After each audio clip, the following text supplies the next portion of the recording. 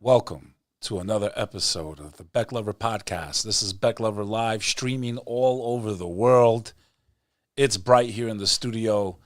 It's your guy, Bek Lover. And I'm here to quickly go over today's headlines, give you my opinion since you care so much to hear it. And I thank you for that. Make sure you hit the subscribe button, the share button. Tell all your friends and family. There's a crazy guy on the internet. He's kind of entertaining. He's kind of annoying, but he's kind of intelligent. But sometimes I like what he says and sometimes I don't. I can't make you all happy. I'm going to read out the headlines today. We got a lot going on in the world. I'm reporting here from New York City. It's a beautiful day here in New York. I could show you the background, but my technician's a retard, so I don't know what he's waiting for. There you go. Beautiful day here in New York City. Gorgeous outside. Not gorgeous, but it's a nice autumn day here in New York City. It's a little 60-ish, 62-ish. It's not too cold. It's not too warm. You need a little sweater. It's that time of the year, very close to Halloween, which is one of the funnest times in New York City. If you've never been to New York during Halloween and you celebrate Halloween, I do not, because I think it's demonic. I got my front lawn. My tenants got bodies like corpses. It looks like it's sick. Now, have I enjoyed Halloween in the past? Yes, but I'm more spiritual now. I believe in God, and I don't like the demonic undertones of that day. So I don't partake anymore. Besides, when you live in New York City, every day is Halloween. You should see the zombies walking in the streets. There's a lot going on. Obviously, the Israel-Hamas conflict, 2 more hostages were freed. There's a lot going on in that world, and we'll cover some of that today.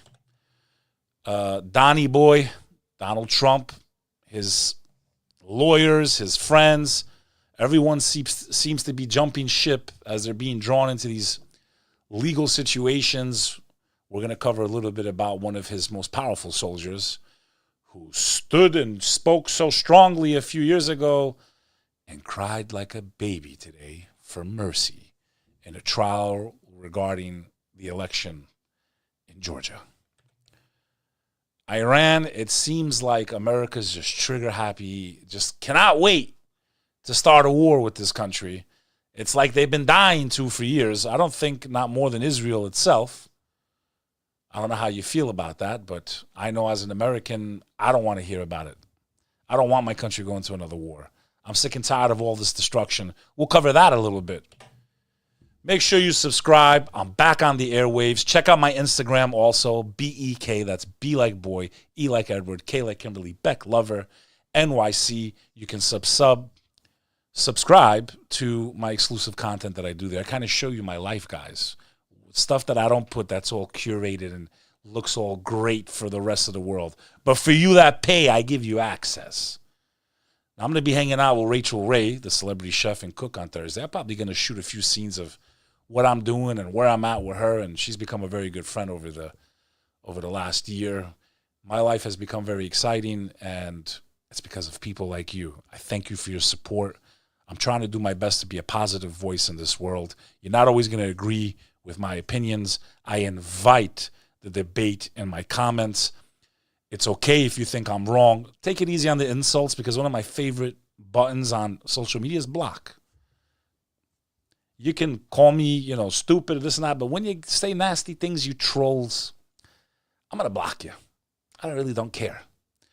But you have the right to question me or say I'm wrong, and I am not arrogant enough to say that I know everything and I'm the most smartest person in the world and you don't know. And especially with topics that are very complicated like Israel and Palestine, that a lot of people just have like a 1-week memory and they don't want to look back 75 years ago and kind of catch up to where we are. I have friends and family on both sides of the aisle. So, of course, it's a touchy subject. Everyone's at arms. The problem is nobody wants to look at the whole story and give both sides, understanding or context or whatever the case may be. It's become very, very charged. It's a very charged environment. Most people are just staying away from it. You got people like DJ Khaled, who's Palestinian. I mean, I don't get it. The guy's Palestinian. He doesn't even talk about what's going on over there, which I think is probably, I understand maybe from a business perspective, or maybe all his shot callers are Israeli or Jewish and he's just scared of what they would. I don't know why he doesn't talk about it. Regardless, I just think that that's an example of someone that's high profile that stayed out of it, that really has a reason to talk about it. Because regardless of what you believe is going on in that conflict, I do believe there has been way too many civilian casualties. Okay, way too many. And when 1 out of 2 people basically in Gaza is a civilian, it's like you're not wrong for asking for a ceasefire. Or I mean, bare minimum, the guy should ask for a ceasefire. Not trying to pick on DJ Khaled, but those are your people, bro. In any event, Trump, we're getting close to the next election. It's been chaos ever since this guy entered the game. Many people would argue that's because he showed us behind the curtain. The Associated Press, Jenna Ellis became the latest Trump lawyer to plead guilty over efforts to overturn Georgia's election. Attorney and prominent conservative media figure Jenna Ellis pled guilty Tuesday to a felony charge over efforts to overturn Donald Trump's 2020 election loss in Georgia, tearfully telling the judge she looks back on that time with deep remorse. Ellis is the 4th defendant in the case to enter into a plea deal with prosecutors, was a vocal part of Trump's re-election campaign in the last presidential cycle, and was charged alongside the Republican former president and 17 others with violating the state's anti-racketeering law. This is in Georgia. And if you guys remember, she was on the news all the time trying to overturn the election. She was making a lot of accusations. A lot of people on the right believe she was crucified at the stake for trying to stand up for the Constitution and overturn the election, which I think anyone that kind of just takes a step back can see it was kind of shady. There was a lot of shady shit that went down. In any event, her standing by Trump backfired on her, and this guy held her life in his hands. Look at this guy. Imagine, like, this guy looks like Stone Cold. I'm talking about the judge, if you're listening to me on audio. His name is Fulton Superior Court Judge Scott McAfee. He's seen on the bench during the plea by Jenna Ellis in Fulton County.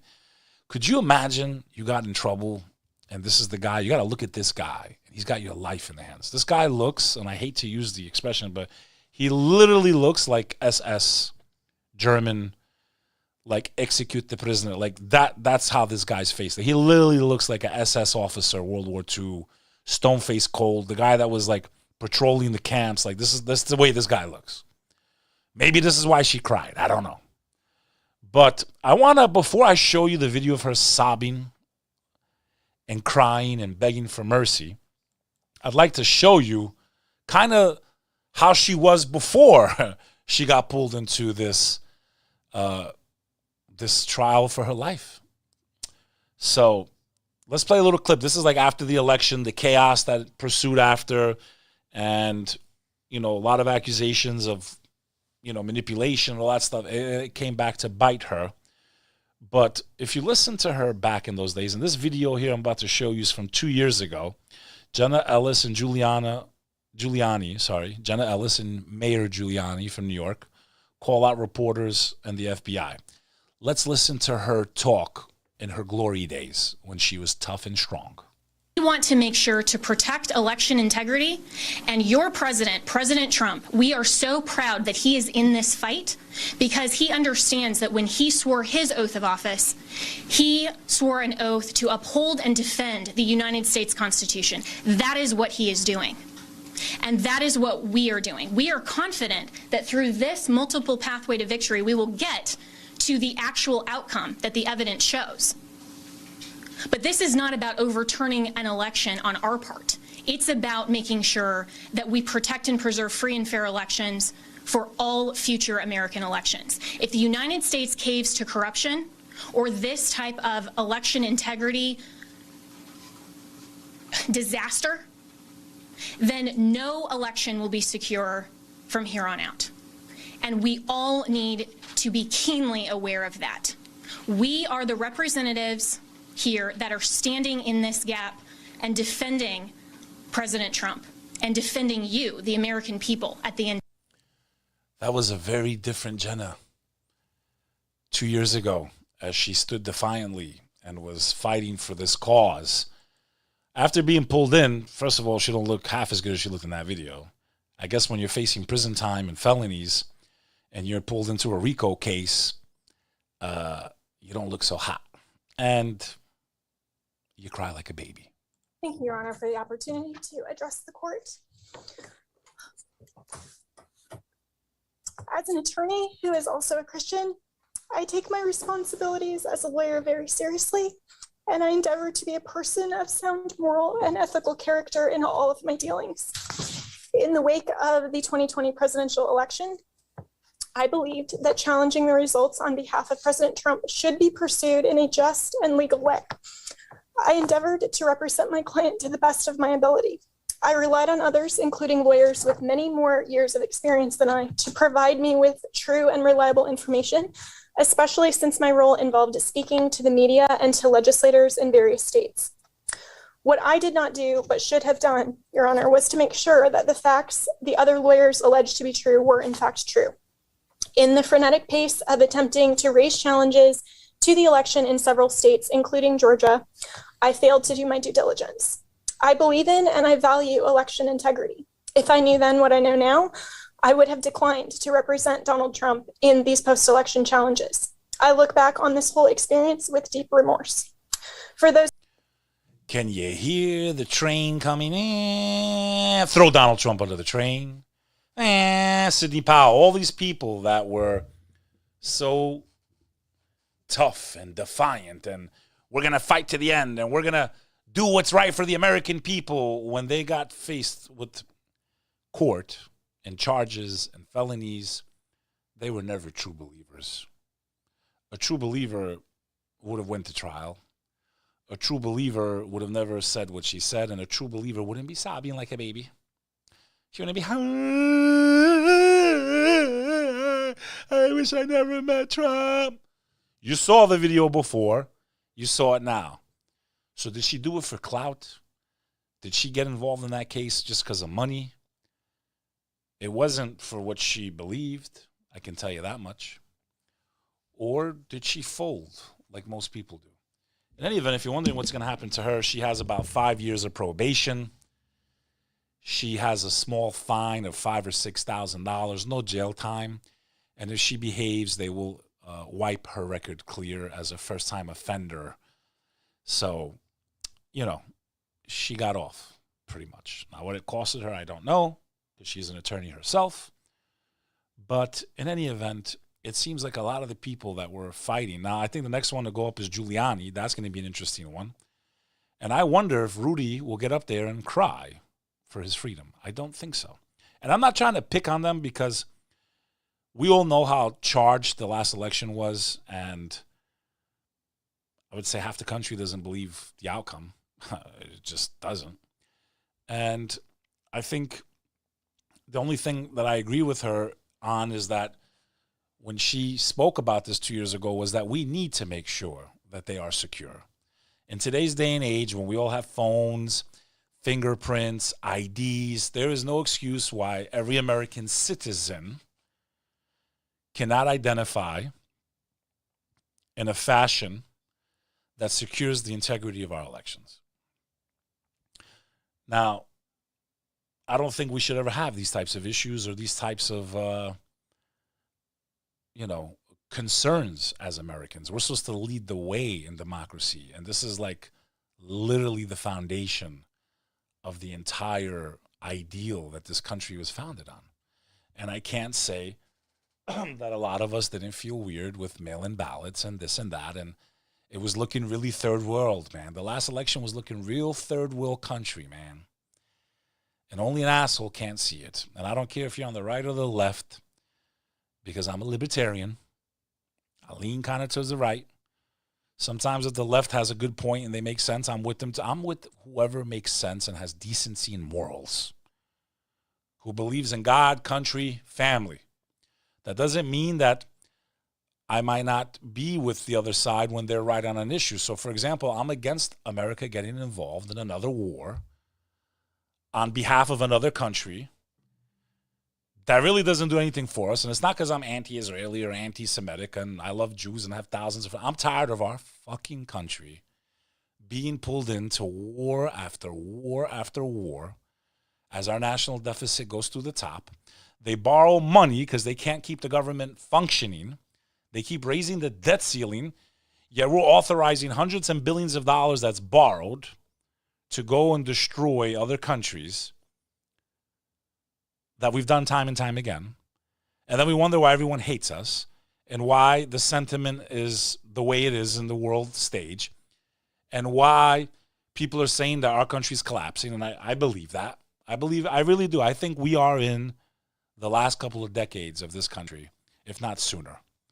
I definitely believe we're on the last days of the US dollar. Between the BRIC system, between our deficit, between the way we print money, between inflation, and all of this war. And if you're someone that's spiritual and believes in God or karma or whatever you want to call it, there is a reckoning coming for our country. There is a reckoning, a cosmic reckoning, in my opinion, coming to this nation because of how far from what's ethical, what's right, justice, truth, dignity, human life. I believe if we don't have a miraculous change, we are in the final days of this nation. That if we even survive what's coming in the future, 10 years from now, 5 years from now, a year from now, 6 months from now, if any of us survive what might be Armageddon, and I'm going to get to that in a minute, that if any of us do survive the collapse of this nation, if we can't save it, that we will have looked back and said, I wish I would have done more. I wish I would have said more. I wish I wouldn't have been scared to state my opinion. I wish I would have stood by the people that were standing up for what's right. And that's up to you, what you think's right or wrong. Everybody thinks they're right. Everybody thinks the other person's wrong. When the reason there's so much passion here is because everyone kind of has some truth in their perception, right? Like their reality is real to them. If you're a minority in this country, the way it's perceived, the way things can work, the way you're taught. There's so many things that go into the way someone thinks and their perception of the world. The biggest problem we have is not being able to put our shoes in the other person's, to put ourselves in someone else's shoes. That's whether you're an Israeli looking at the Palestinian or a Palestinian looking at the Israeli, Democrat, Republican, gay, straight, Muslim, Christian, man, woman. Compassion, folks, is what we lack in this world. To truly put ourselves in someone's shoes is to have perspective and to really try to feel with no bias on our own of how that person may feel, how that community might feel, how their lives maybe have been affected by things that we don't perceive or we haven't experienced ourselves.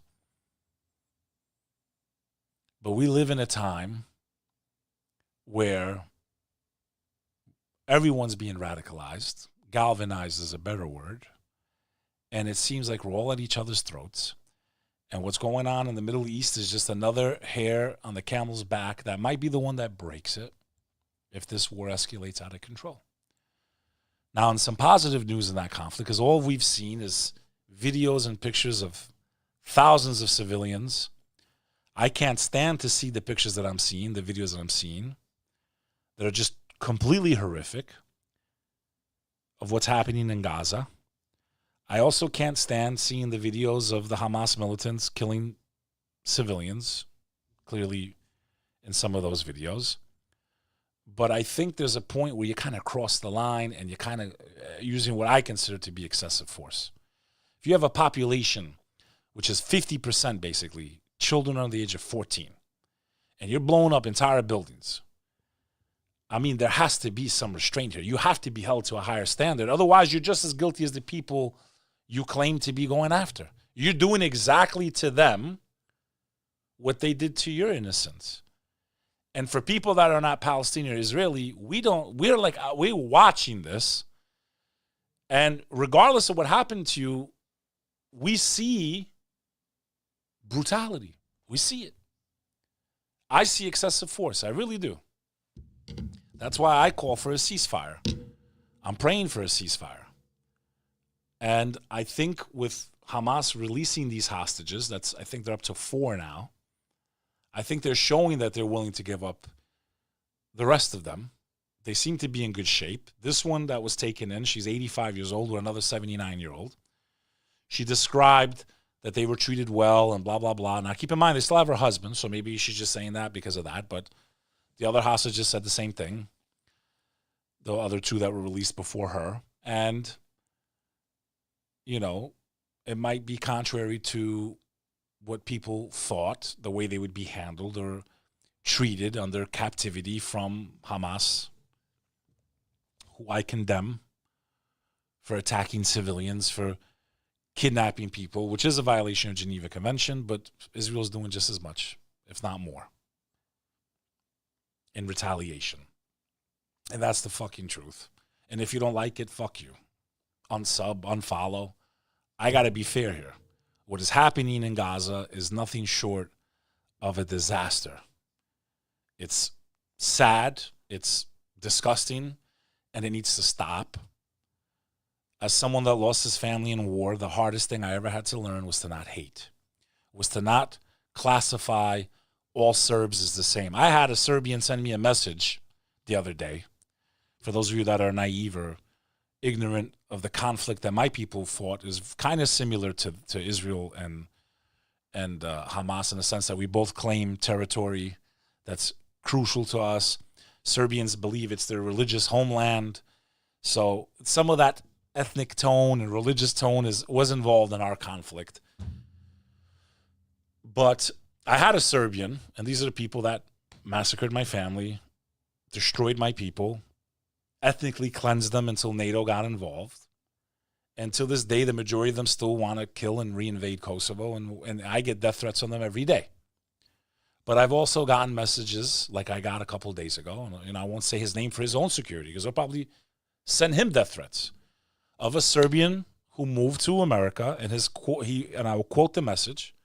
He stated, "I would like to come to the protest to condemn the violence committed by the Serbians that crossed the border 2 weeks ago and killed a police officer in Kosovo. I thank you for not condemning all Serbians, but our government." That's the key here, folks. And he sent me this message where he literally, as a Serbian, was going to come and join the Albanians to try to bring attention to what happened in Kosovo 2 weeks ago. And that's what I mean by putting everyone in one box, blowing everyone up that's around the enemy. To me, what I don't understand, and again, I don't blame Israel for wanting to hunt down Hamas and take them out for what they did. But to use the excuse of human shields, and that's why we have collateral damage, would be like to blame a victim in a bank robbery that's being held hostage by bank robbers, so you blow the whole fucking bank up and the customers that were in the bank die. If police people did that, if the SWAT team did that in America, they'd all be fired and charged. That is not how you extract a criminal from a bank scenario.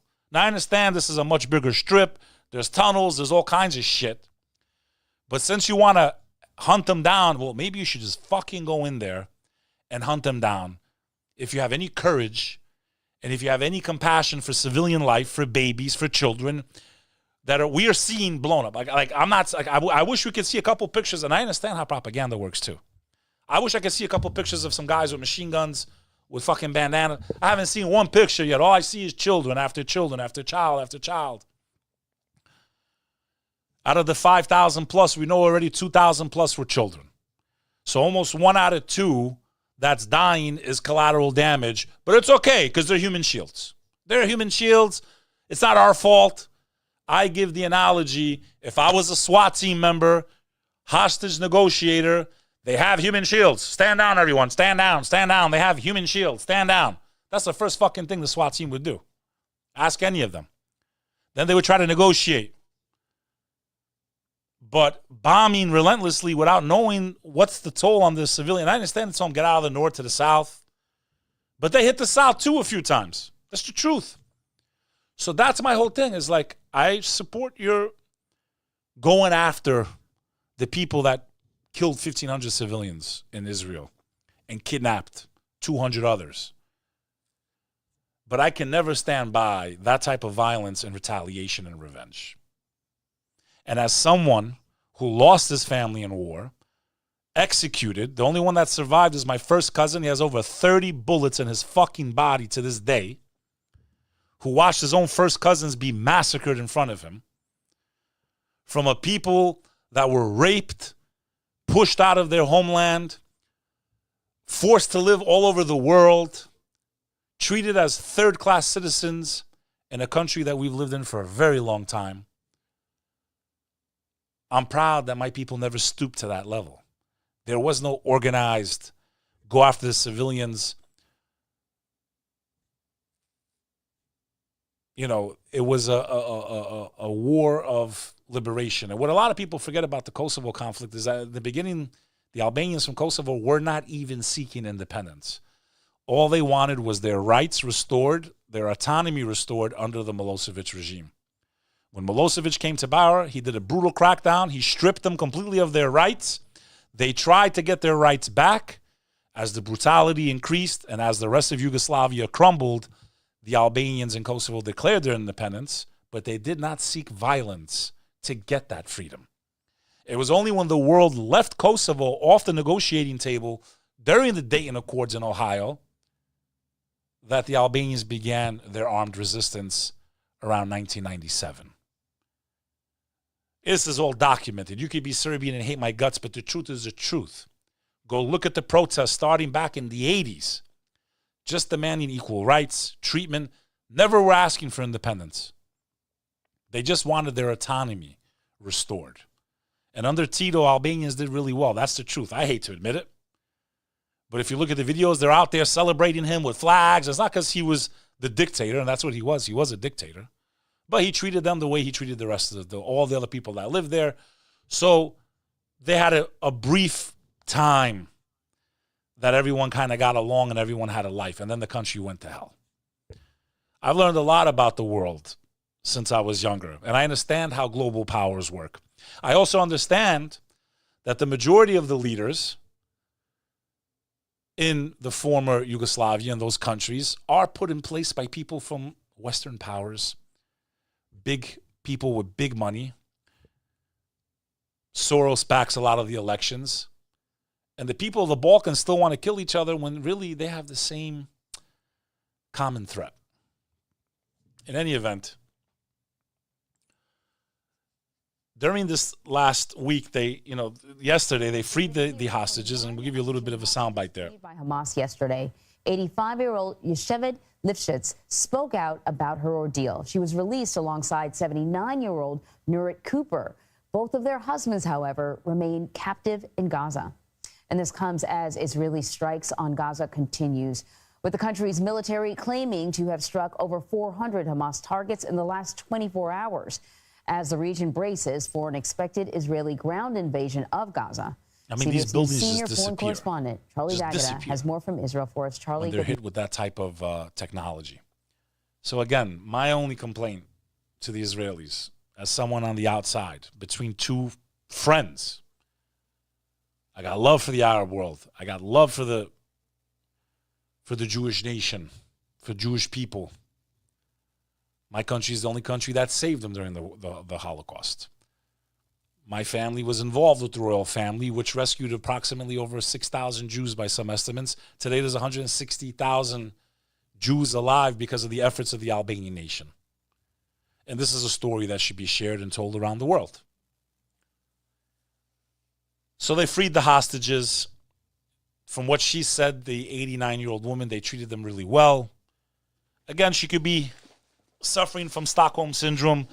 She could be scared because they still have her husband in custody. And I'm not playing devil's advocate, but I wouldn't say anything bad if my husband was still in their clutches.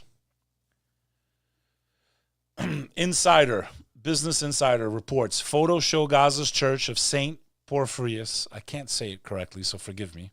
It's a Greek Orthodox church, one of the oldest churches in the world, after the complex was damaged by Israeli airstrikes. This Greek Orthodox church in Gaza City is among the oldest churches in the world.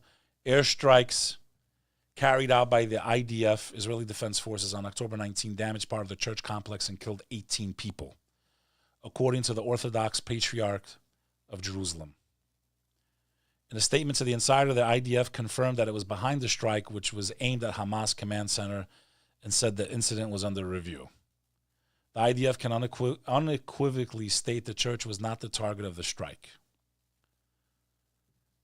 In any event, it's a tragedy to humanity when such a historical place, a beautiful church of the Orthodox faith, of which many Albanians also follow, was hit and damaged. I mean, it's ancient, it's priceless, it can't be rebuilt the way it was before the damage occurred. And these types of scenes are heartbreaking. You can see a beautiful painting, looks like a mosaic, lying in the rubble of this beautiful heritage site, because that's what this thing is. I mean, it's so old, and it's just sad that these things are happening. Oh, Blinken. Before you blink an eye, we'll probably be in war with Iran the way things are looking. And I pray to God that we don't go to war with Iran. I really, really pray. I really don't think it's going to be as easy as we think. It's going to open up another Pandora's box. That whole region seemed to calm down lately. Like, I really hope that they're not going to start this thing and spread it. I know Israel's been dying to hit Iran for a long time. Remember they were trying to convince us? You had Bibi up there, and he had the picture of they're about to be nuclear. They're about to make a bomb. He was dying. That was in 2012. He stood in front of the UN. They're about a couple weeks away from making a nuclear weapon. Never happened. He's dying to take them out. I don't know why, but I just really hope we don't go into this conflict. I am praying that we don't. Blinken warns Iran at UN Security Council, we will defend our people. Secretary of State Anthony Blinken, this is in the Post, told the UN Security Council Tuesday that while the U.S. does not seek war with Iran, Washington will not hesitate to defend our security. Now, allegedly, there's been some drone attacks and stuff like that across the ocean. Some of them from Syria, some of them from Iraq, supposedly. The Houthi rebels from Yemen, which are supposedly backed by Iran, which is why 24 million people almost died of starvation. And the whole thing is just a complete shit show that if this thing launches, man, could pull the entire Middle East into war. And their allies, Russia, China, sent warships. Again, it's a little bit of a repeat of yesterday. How many more wars can America afford to start, especially when it's not on its behalf? Axios reports top Biden official, Israel-Gaza war could spiral into a bigger conflict. In a 7,000-word tour of the globe's future, White House National Security Advisor Jake Sullivan writes that amid Middle East peril, America needs a long-term, sustained sense of confidence in our capacity to outcompete any country. And basically, the empire is at risk. You got the BRICS system coming in. We got the election around the corner. We got a war in Ukraine. We got a war in Israel. We have other conflicts throughout the globe that can spark up in a second. We got China that's probably going to go after Taiwan.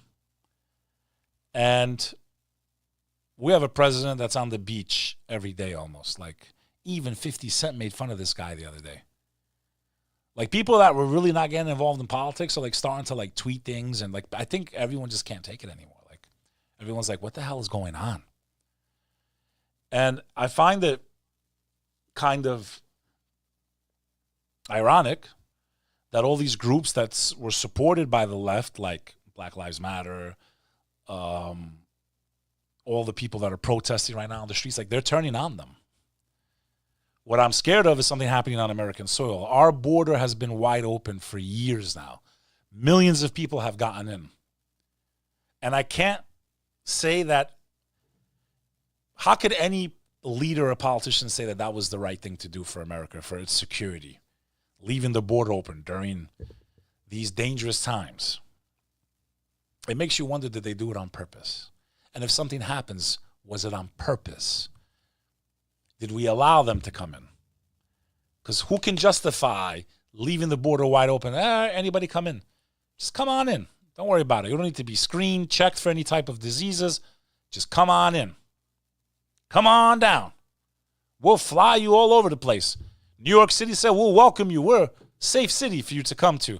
Now you're saying this could destroy New York forever. This is what Mayor Adams said 2 weeks ago.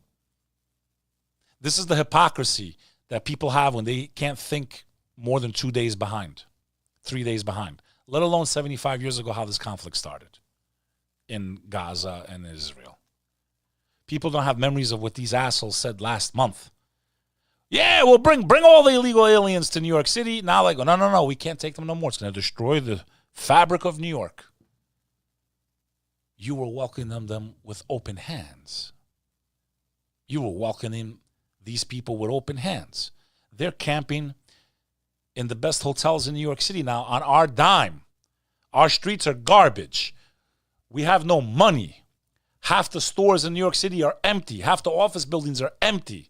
We send billions of dollars to destroy other countries and help other countries destroy other countries. That doesn't benefit me or you in America. I have my friend Eric Patrick Thomas, still lives in Michigan, in Flint. He does not have clean water to drink. He does not have clean water to take a bath. He is quadriplegic. He cannot move anything from his neck down. He has to buy water to bathe. He's an American. He deserves clean water. And the majority of that area is minorities. African American. Living in those conditions with water that is toxic. But we can send billions of dollars to countries to help them fight and blow up other countries. And people will want to debate geopolitics, and it's in America's interest. Has it been in our interest? Was 20 years in Afghanistan in our interest? We're going to take out the Taliban. That's what George Bush Jr. said. We're going to take out the Taliban. 20 years later, trillions of dollars. That's why people go back like, what are you?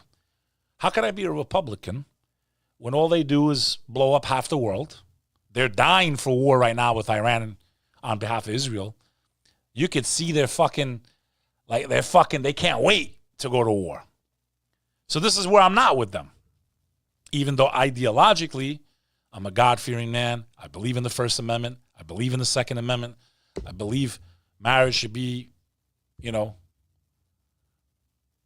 traditional nuclear family, although people have the right to do whatever they want in America. But ideologically, spiritually, I am someone that follows a belief system in God. That is a lifestyle. Just like someone has a lifestyle choice. Hey, what you do in your bedroom is between you and the person you're doing it with. And if you want to get married, that's between you and the government. They said you can do it. It's like, what I'm saying is it doesn't affect me. I'm not trying to push my lifestyle on you. We got a problem when you're trying to push yours on me. That's the problem right now in America. I don't own this country. I'm the son of refugees. I don't have the right to tell people they don't have the right to get married or whatever they want to do. That's cool. You're two adults. You live in America. We all have guaranteed rights. I can't speak against that. I won't. But I will speak when you try to come against me and mine. Leave me and my kids out of it. Simple. You want to identify as a fucking rhinoceros or whatever? I don't care. It does not affect me. I don't care. It does not bother me. What bothers me is when you try to push your ideology on me and my family. And you don't have a fucking right to do that. And I don't have a right to do that to you and your family. That's the problem. Live and let live. So people say, what are you? Well, I have to align myself with, I guess, libertarian. If there's even a good leader in that, I don't know. But I believe that the government should be tiny. Taxes should be 1/100th of what they are. They shouldn't be allowed to just start wars without the American people agreeing. And they shouldn't be butting into our lives, shutting us down. Who the fuck are they? That's not what this country was founded on. This country was about telling authoritarian type rulers to go fuck off. Like we told the King of England, go fuck off. Fuck you and your 2% tax. Now we're being charged like 50, 60, 70% tax. Between federal tax, state income tax, tolls, inflation, tariffs from other countries, while we allow all our goods to go for nothing. People want to talk about the left. The left allowed China into the World Trade Organization. Go listen to Bill Clinton's speech in 1992, I think it was, or 3. He made it sound like it was the best thing in the fucking world. He smiled, so charismatic. Fucking sold this country out. Allowed slave labor into the world labor pool. Literally slave labor. 2 million Uyghurs. Concentration camp. Nobody seems to give a fuck about them. Where's the Geneva Conventions? Where is the Western world? Why aren't sanctions placed? Because the whole thing is fucked. The corruption has seeped into every level. From business to politics to governance to fucking everything. Bob Menendez is getting fucking gold bars and envelopes. Senator from New Jersey, who I've met, by the way, once. He's got chubby little cheeks. He's fucked, I think.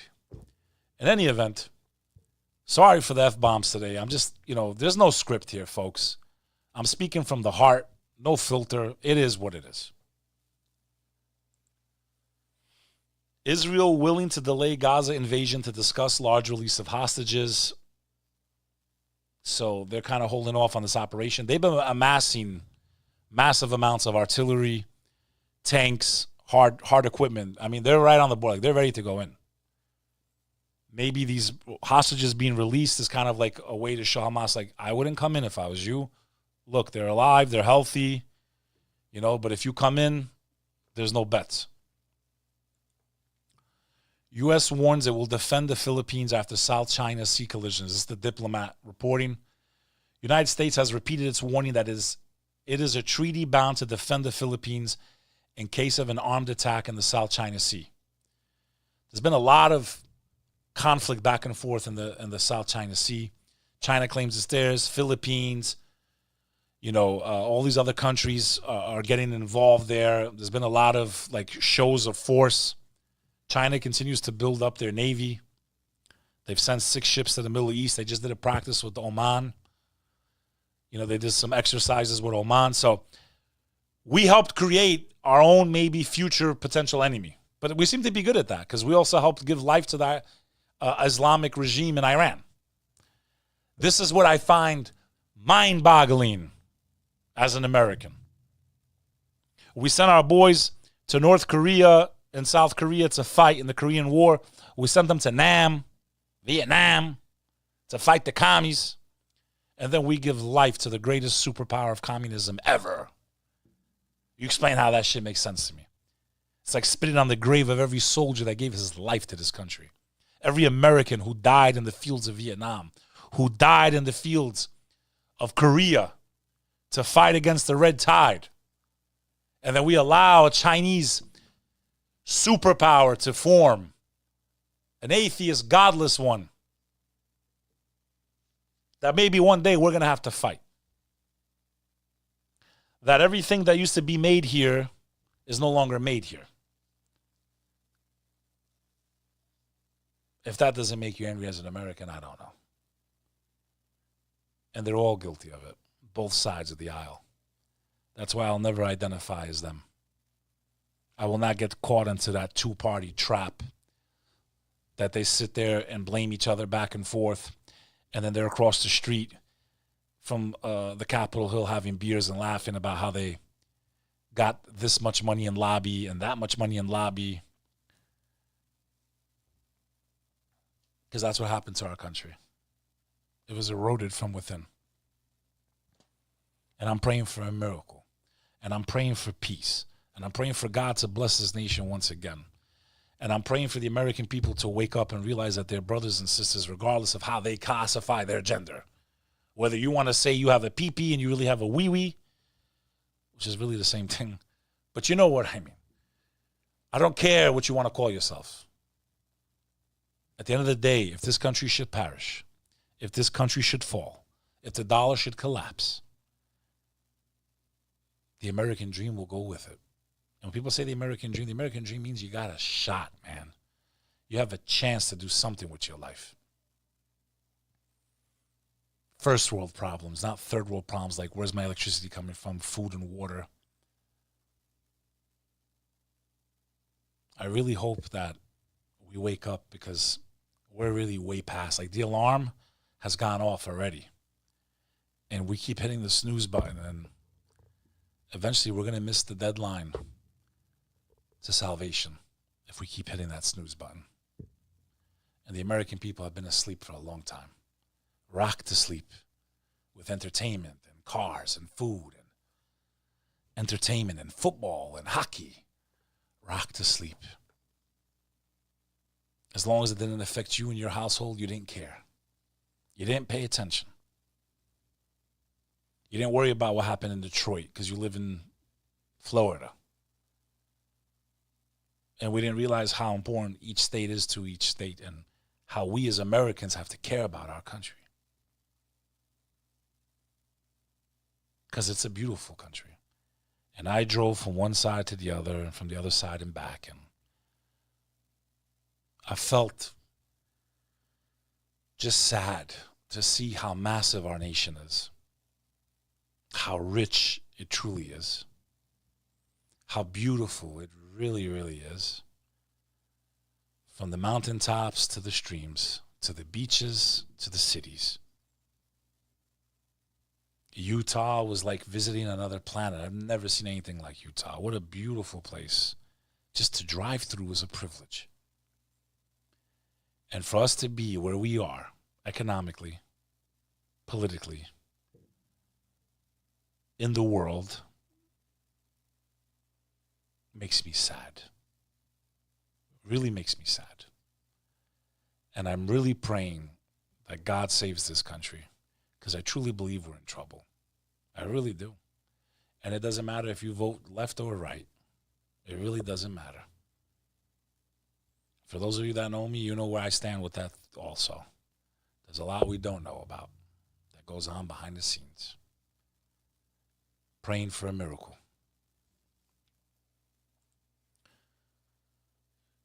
Not too far away from where I'm at currently, an Israeli flag was stolen from the front of Hoboken City Hall.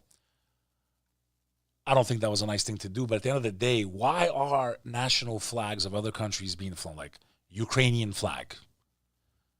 It's different if you're Ukrainian American. It's different if you want to support Ukraine as a person. I'm not against that.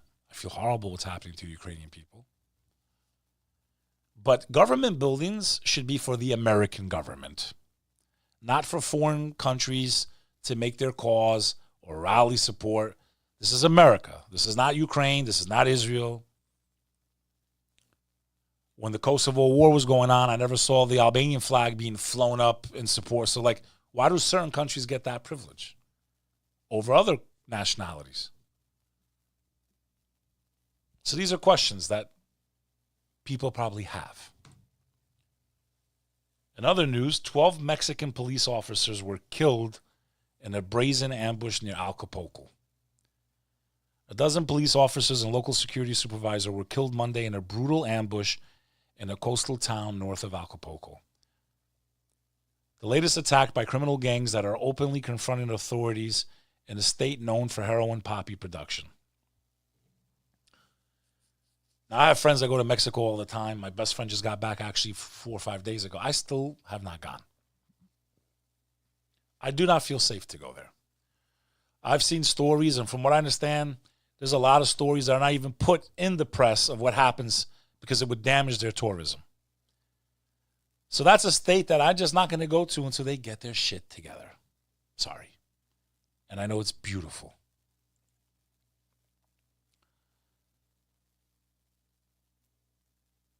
And I guess the last story I want to cover is there was a huge pileup. There was some fog down in New Orleans. New Orleans. And it was made worse by wildfires, and 158 vehicles in the northbound and southbound lanes along a stretch of Louisiana's Interstate 55. And I've driven to Louisiana about 20 times in my life. Unusually dense layer of fog was partly to blame for the accidents. The low visibility. So, like, I saw videos of this pile of guys. It was horrific. It's just another reminder that every time you get into your car, you are driving a weapon of mass destruction. Anything could go wrong. When speed is involved, no visibility, you really should be checking your weather forecast before you travel. I don't mess with fog. I've driven through it a few times in my life. It is dangerous. Blizzards, etc. It is crazy to look at this scene. It's like a post-apocalyptic smashing of cars, completely burned. Like, it's just insane. I don't know how anybody survived that. And it just shows you just how scary it is every time you get behind the wheel on a freeway. Because it might be the highway to hell. Highway to hell. And our infrastructure is like crashing. Germany, I drove on the Autobahn a few times. Man, it's crazy driving 150 miles an hour in a straight, perfect line. I'm sure they have accidents once in a while too, but their roads are really smooth, like nice. It was kind of scary though, driving. I'm not gonna lie, driving 150, 160 miles an hour, and I've done it. But on the Autobahn in Germany, it's crazy. And they don't get in that left lane unless they're really gonna take off, because you'll see Ferraris and Lamborghinis behind you all day, and Benzes, of course. So that's kind of what's been going on around the world. I am going to be bringing on more guests, guys. You know, I have the podcast. I bring interesting cats on. I've been the guest on many podcasts. I will be on the Concrete, now called the Danny Jones podcast. The episode should be out anytime in the next week or two, where I get into aliens or demons. Or are we the aliens? I'll also be talking about the evil eye. Is it real or not? And is it why so many celebrities die? That'll be the show that I'm on as a guest. I'm going to be making a lot more appearances. I want to thank Tyrese Gibson for posting a lot of my clips on his wall on Instagram, you know, from the Fast and the Furious. There's been a lot of really cool things developing. And like I said, Thursday I'm going to hang out with my good friend Rachel Ray, celebrity chef and cook. If you subscribe to my Instagram, you'll get to kind of see my behind the scenes of my everyday life and some of the cool stuff that I do not post. Only for those who want to whore me out. In any event, your money helps me grow. I love what I do. Clearly, you guys do too. I could use the help. I'm trying to expand. I'm trying to hire more people. I want to pump out all types of content, not just commentary about news, not just interviews. I want to do reels in the streets. I'm launching a second show out of the Comic Strip Live, the legendary comedy club. It's going to be a more casual show, a more fun show, because I'm a versatile motherfucker. So we're going to have some fun. We're going to talk about life and just general stuff, because this stuff, honestly, guys, is very heavy on the soul. Yes, I'm going to continue doing this work, but I want to have some fun too. And I want you to see the other side of Bek Lover. So check it out. Thanks for subscribing. This is the Bek Lover Podcast Live, where you might learn a thing or two about life. See you on the next episode. Bek Lover.